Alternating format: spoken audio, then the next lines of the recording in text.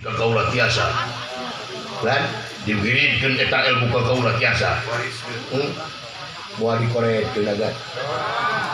nyaon atuh di abdi masalah ku pawongan selalu pake bakal dipasrahkeun ka agan ilmu panemai jago pamake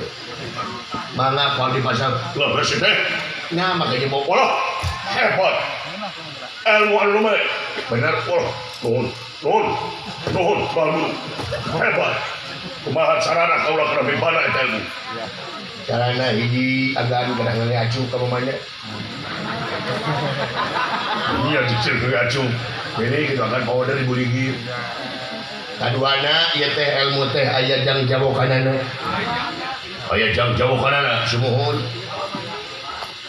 ngan ieu jang jawokan teh teu bisa 2 kali maksudna ngawirid abdi teh tiasa 2 kali kudu sakali jadi abdi ngomong agan kudu langsung apa